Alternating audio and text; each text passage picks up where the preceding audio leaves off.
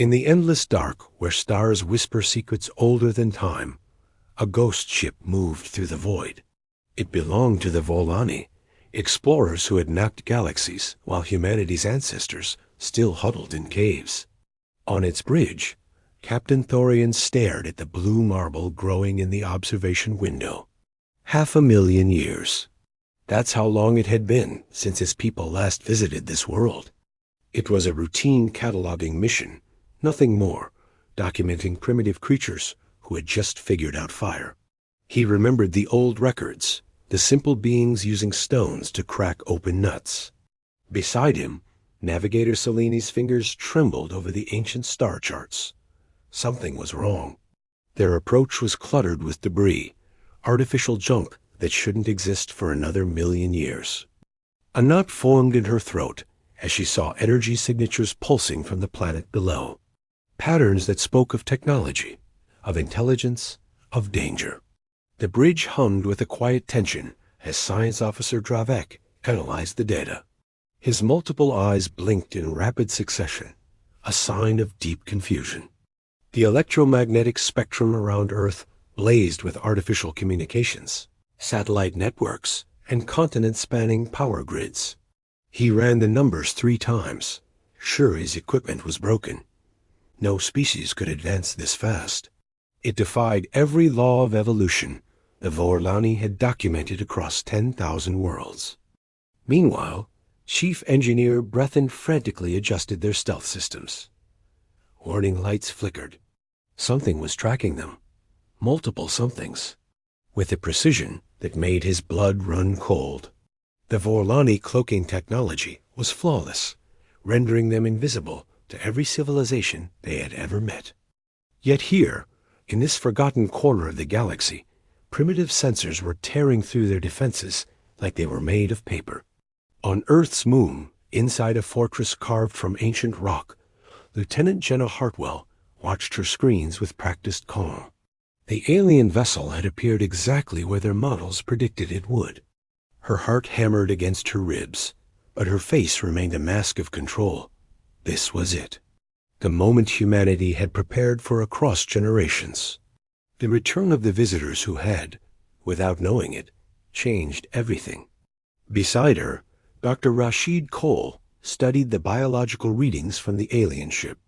His team had spent years analyzing DNA recovered from an ancient Antarctic outpost, building profiles of Vorlani physiology, their weaknesses, their strengths. He knew their atmospheric needs, their visual spectrum, even the chemical makeup of their favorite foods.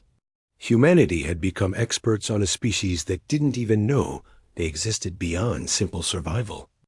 Deep in the Pacific Ocean, where the pressure could crush steel, Defense Coordinator Chun Wei received the alert. Massive defense platforms, hidden beneath the waves, hummed to life.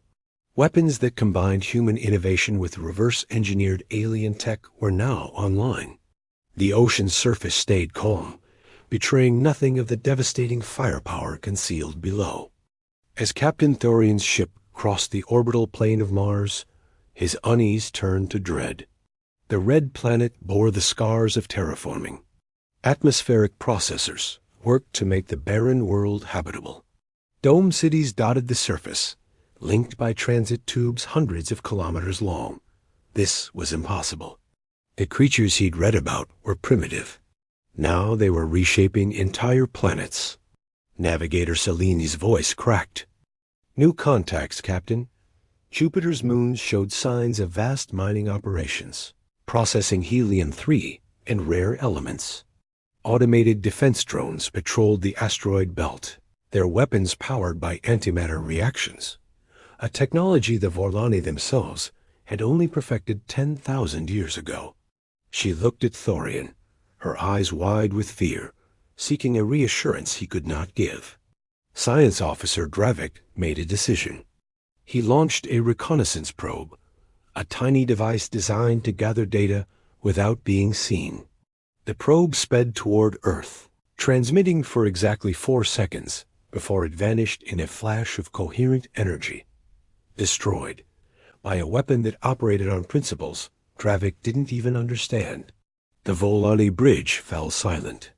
Chief Engineer Breathen stared at his console in disbelief. The weapon that vaporized their probe had fired from Earth's surface, traveled through the vacuum of space, and struck with pinpoint accuracy in less time than it took to draw a breath. The power required was staggering, rivaling their own motherships. Then the transmission arrived. It sliced through their encryption, their firewalls, their security protocols, as if they were nothing. A voice spoke, a female voice, calm, almost amused, and it spoke in perfect Vorlani, with only the slightest accent. "Welcome back to our world," it said. "We have been waiting for you. Please proceed to the coordinates being transmitted for diplomatic discussions. We promise your safety." Captain Thorian's hands shook. They knew their language. They were expecting them. They had defenses that could swat Volani ships from the sky.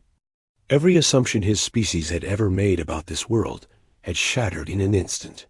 He looked at his crew, seeing his own terror reflected in their eyes. On Earth, Lieutenant Jenna Hartwell allowed herself a brief, thin smile.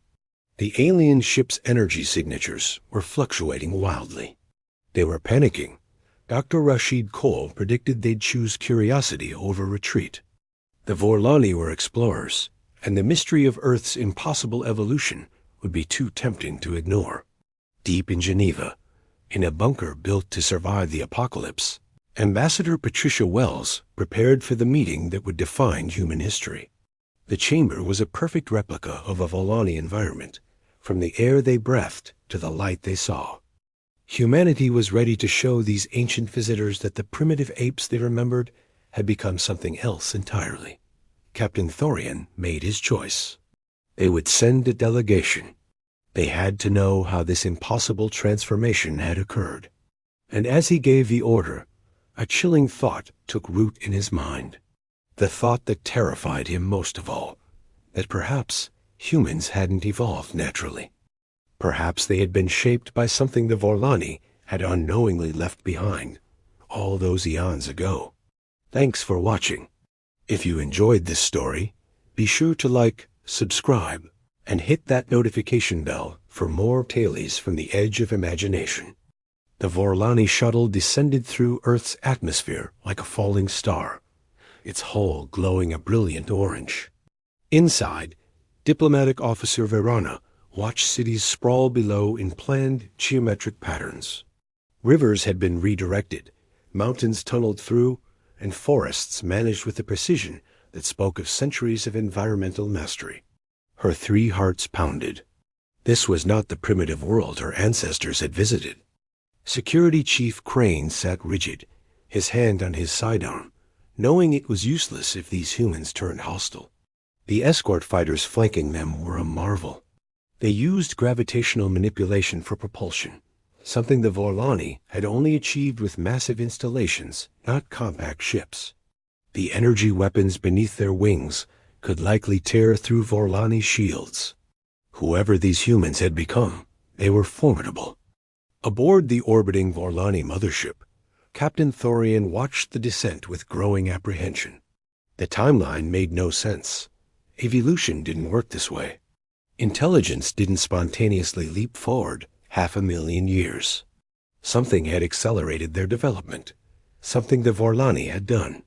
Science Officer Dravik finally found it, buried deep in their historical archives. The original survey team, millennia ago, had established a temporary outpost in what was now called Antarctica. When they left, a malfunction occurred. 3 storage containers were left behind, buried under the ice. They contained basic tools, data archives, and a cultural database. Those containers, filled with Vorlani knowledge, had been discovered by primitive humans. The revelation sent shockwaves through the command deck. Their own carelessness had transformed this species. The data archives gave early humans a blueprint for advancement. Instead of millennia of trial and error, they had received a head start that compressed evolution into a cosmic sprint. The shuttle touched down in Geneva with a whisper. Through the viewport, Verana saw the reception committee. 3 humans in simple uniforms, unarmed. But it was the landing facility itself that stung her. The atmospheric processors were running Volani gas mixtures. The gravity plating matched their homeworld exactly. The lighting spectrum was tuned for Volani eyes. This level of preparation spoke of decades, maybe centuries, of study. As the ramp extended, Varana was greeted by air that tasted of home. The temperature, the humidity, even the subtle scents, all calibrated for their comfort. How thoroughly had humans studied them? The gray-haired human stepped forward and spoke in flawless Volani. His name was Ambassador Gerald Hughes. He welcomed them with a warmth that felt genuine yet cautious. Inside the facility, the walls displayed a history of human art, from cave paintings to digital installations, showing the accelerated journey of their civilization. Varana paused at one image, a photograph of humans standing beside a massive structure carved with Volani script. They had found the outpost. They had decoded the language. They had learned everything.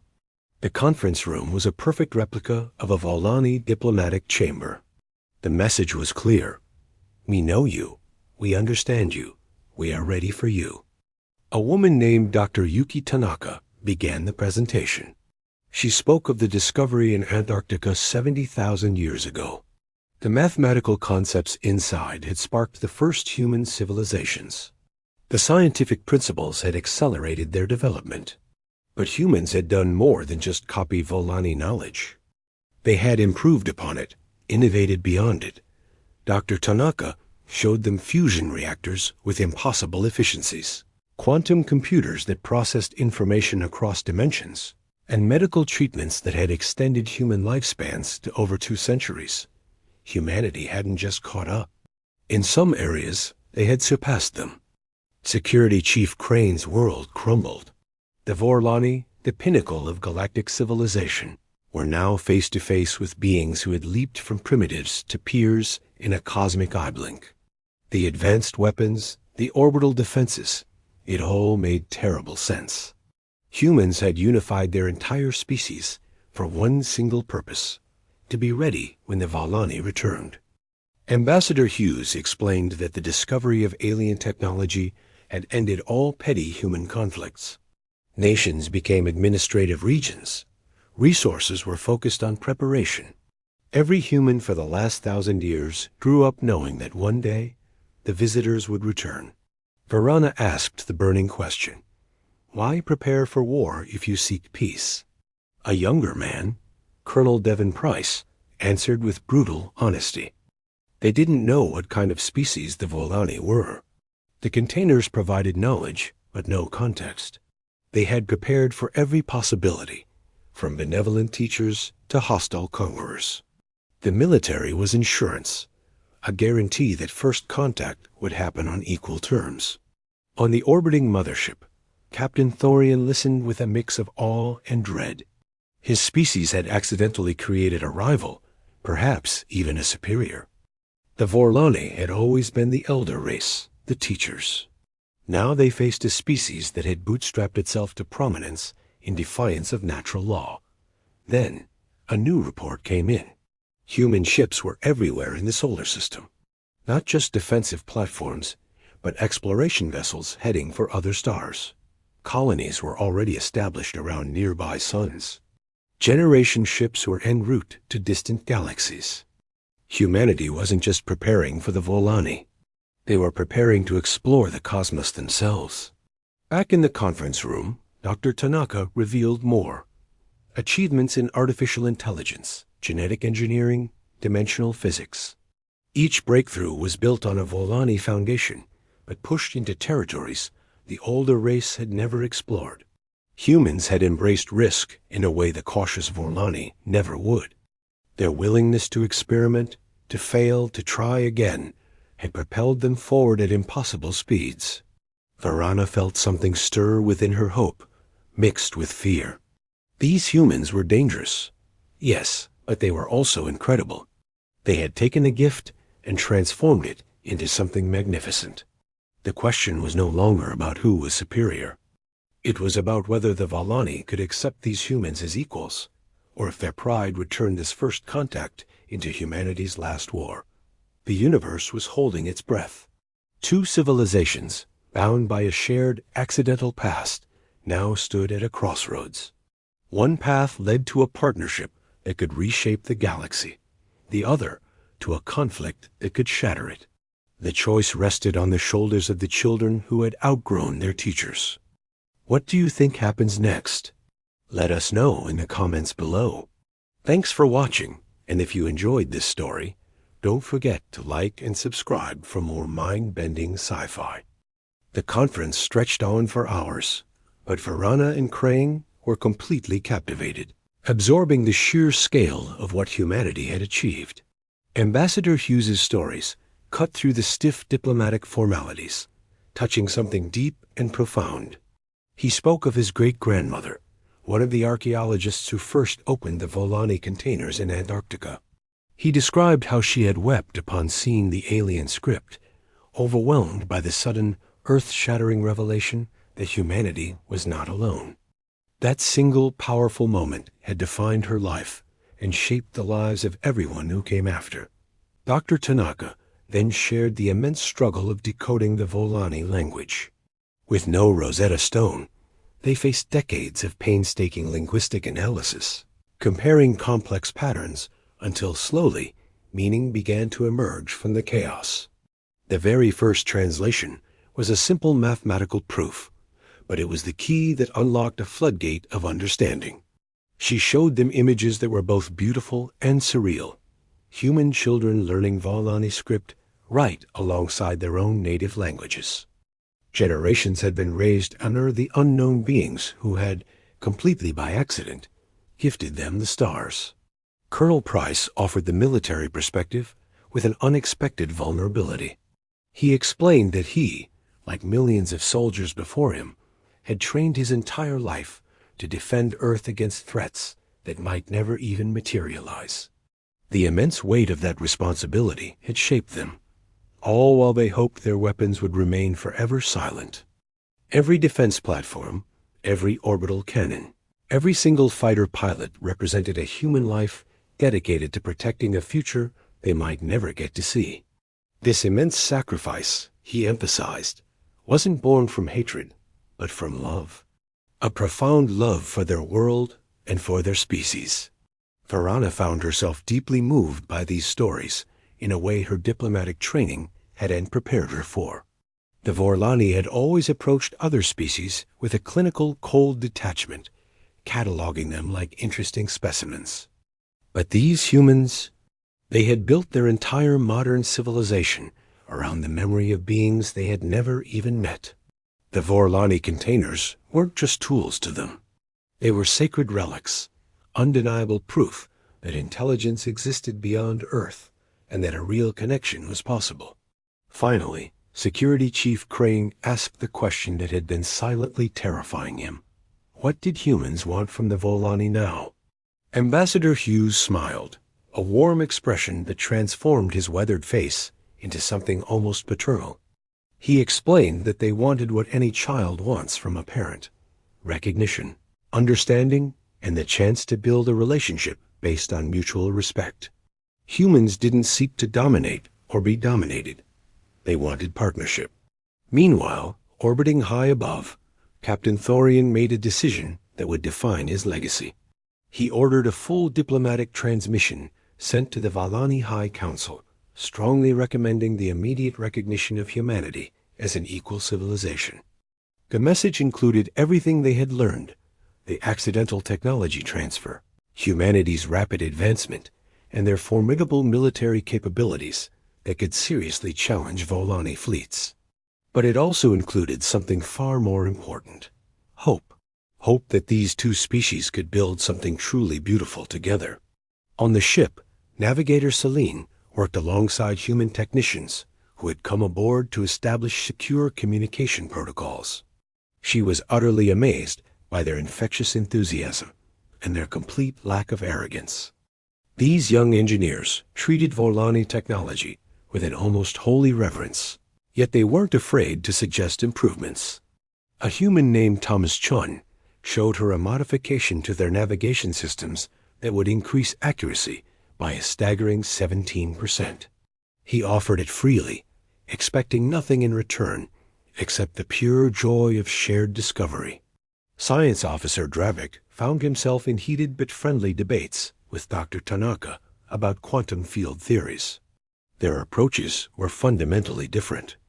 Volani science emphasized extreme caution and meticulous verification, while human science embraced rapid, sometimes reckless, experimentation and iteration. Yet both methods had produced remarkable results. Dravik began to realize that humanity's bold innovation perfectly complemented the Volani's careful methodology. Together, they could achieve breakthroughs that neither could ever reach alone. Chief Engineer Breathen toured human shipyards in orbit around Mars, accompanied by engineers who spoke of their craft with a passion that was truly infectious. A woman named Rachel Okonkwo explained how they had improved upon Volani reactor designs by introducing recursive energy loops. The innovation was brilliant, something Breathen himself had theorized but had never dared to test. Humans had built it, failed 3 times, and then succeeded on the 4th attempt. Their willingness to learn from failure humbled him deeply. Back in Geneva, Varana asked to see the original Volani containers, the artifacts that had changed the course of human history.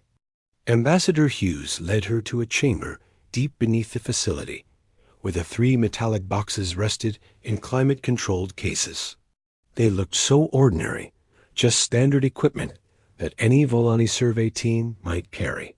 Yet these simple objects had completely transformed an entire species.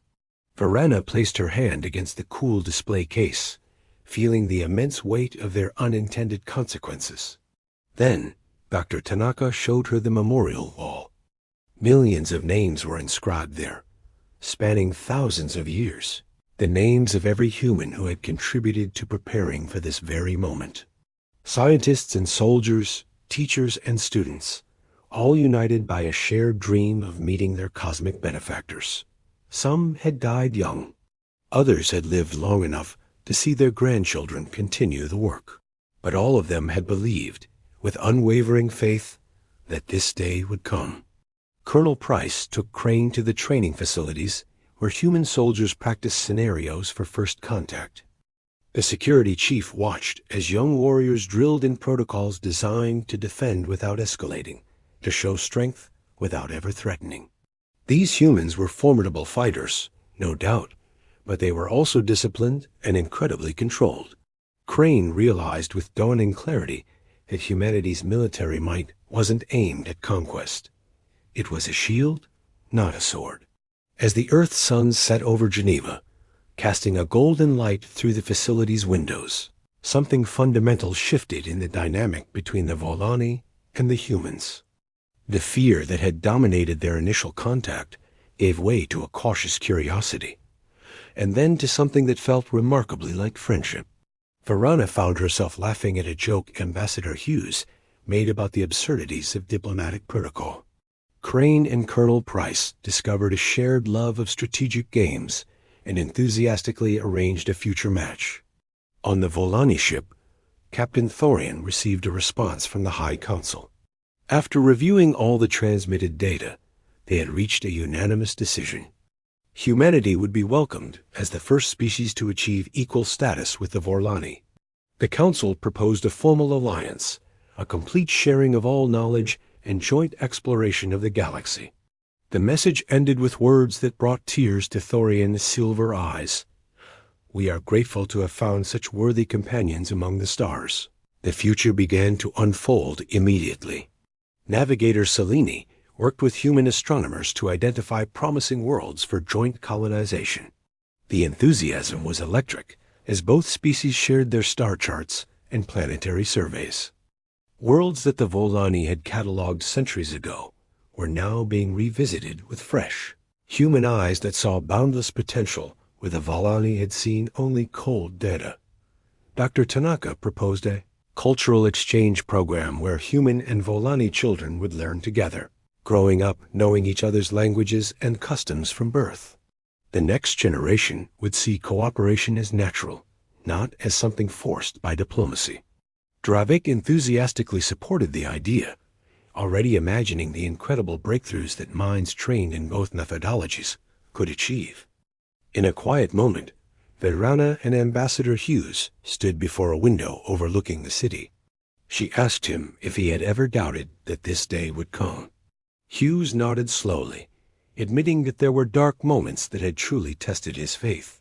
But every single time doubt crept in, he remembered why they prepared, not from fear, but from hope. Hope that the universe held wonders beyond imagination. Hope that intelligence could bridge any distance. And hope that understanding could overcome any difference. The Volani diplomatic officer felt something she had never experienced in all her decades of service. A sense of belonging. These humans, with their brief, explosive history, understood something the ancient, powerful Volani had long forgotten. They remembered what it felt like to be alone in the vast darkness, and they had resolved to never let another species feel that same crushing isolation. Their preparations weren't hostile. They were an extended hand, waiting patiently for anyone to grasp it. As the first stars began to appear in the darkening sky, Verana made a personal vow. She would spend the rest of her years building bridges between their peoples. The Volani had accidentally given humans the gift of knowledge. Now, humans were giving the Volani something equally precious. A renewed purpose, a rekindled curiosity, and the shared joy of discovery. Thanks so much for watching. If you enjoyed this story, don't forget to like, subscribe, and hit that notification bell for more content like this. 6 months, that's all it took. Just 6 months after first contact, the relationship between humans and the Volani had blossomed beyond anyone's wildest dreams. The formal alliance treaty wasn't signed on Earth or the Volani homeworld, but on a brand new, neutral space station built by both species, a symbol of their shared future floating between their two planets. As Captain Thorian and Ambassador Hughes stood side by side, billions of people, both human and Volani, watched live as history was made. The treaty was revolutionary. It wasn't just a non-aggression pact. It was a promise of true partnership. Joint research facilities would pop up on dozens of worlds. Exploration vessels would be staffed with mixed crews, venturing together into the unknown. And most importantly, they pledged to defend each other and share all scientific discoveries, no strings attached. The age of lonely civilizations was over. The era of cooperation had begun. This wasn't just a political agreement. It was a personal transformation for so many. Navigator Selene, the Vorlani, who first befriended Thomas Chun, joined the Joint Exploration Command. She was partnered with a brilliant human navigator, Kaisha Washington. Kaisha's fresh perspective helped Selene see ancient Volani star charts in a new light. Together, they found 3 habitable worlds and systems the Volani had long dismissed as empty. That famous human optimism, it turned out, was incredibly contagious. Meanwhile, Science Officer Dravik was leading a mixed-species team to crack the secret of faster-than-light travel without folding space. The breakthrough came from a human grad student, Hiroshi Yamamoto. He approached the problem with a completely different mindset, a way of thinking Volani scientists had never even considered. And it worked. Suddenly, distant galaxies that would have taken centuries to reach were within grasp. Dravik was so impressed, he nominated Hiroshi for the highest scientific awards both species had to offer. Even those who were nearing the end of their careers found a new purpose. Chief Engineer Brethen, instead of fully retiring, became a professor at the new Interspecies Engineering Academy on Mars. He thought he would be passing down his wisdom, but his students, both human and Volani, challenged him, pushed him, and invigorated him. One young human, Aisha Kowalski, redesigned power distribution systems and improved efficiency by a staggering 30%. Brethen learned that teaching wasn't a one-way street. It was about sparking the creativity of the next generation. Remember Security Chief Crane and Colonel Price? The two military leaders who faced each other during that tense first contact? They became unlikely best friends. They even co-authored a book on defensive strategies for multi-species alliances.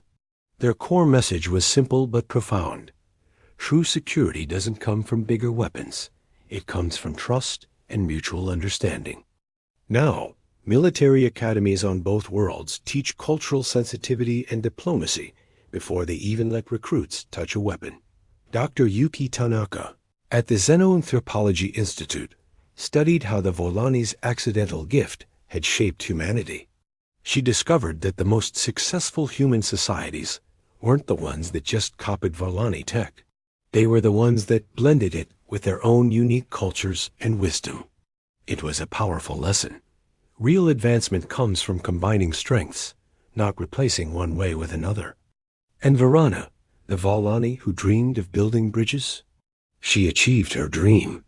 She became the Volani ambassador to Earth, living in Geneva.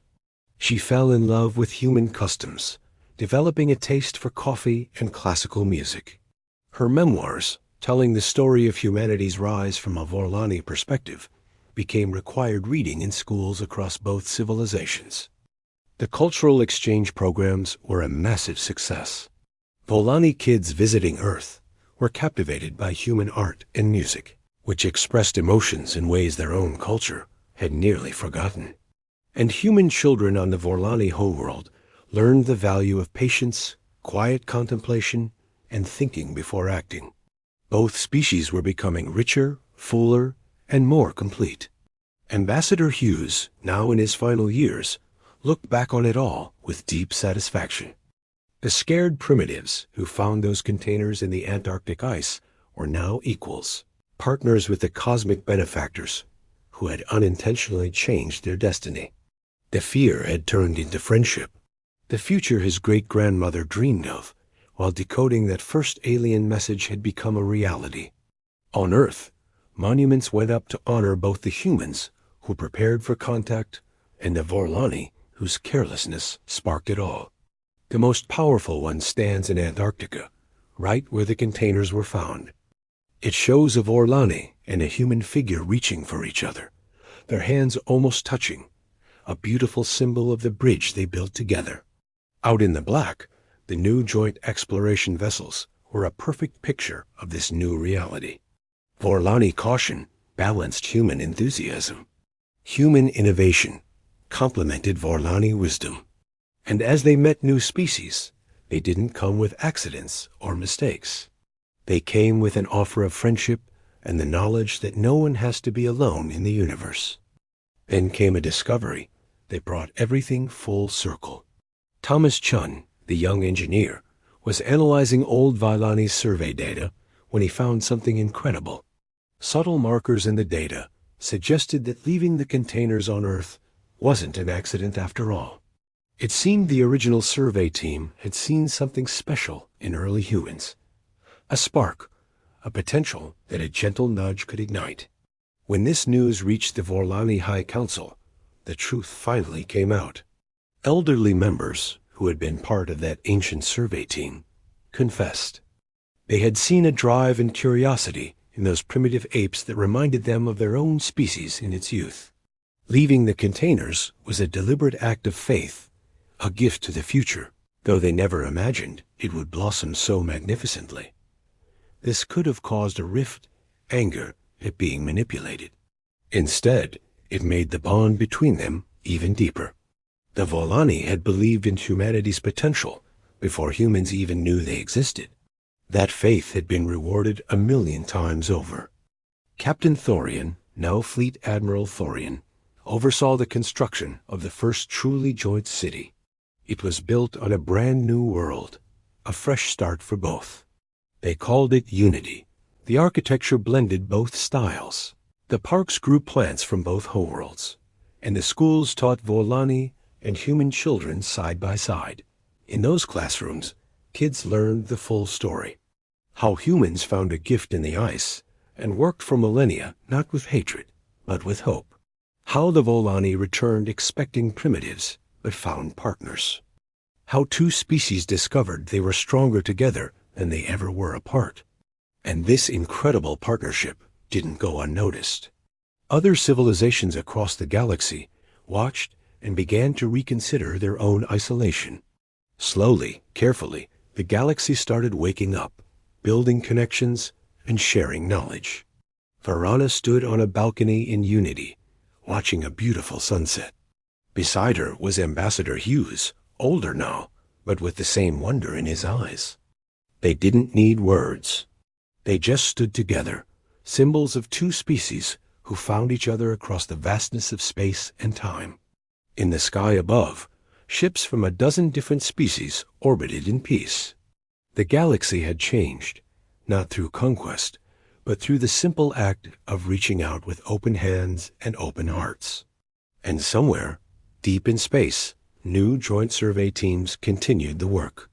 They documented new civilizations, and sometimes, when they saw that same special spark, they would leave behind a carefully chosen gift.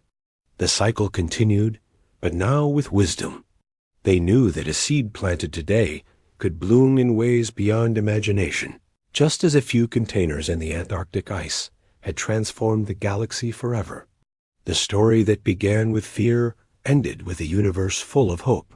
The visitors who came back expecting to find primitives had instead found family. Thanks for watching.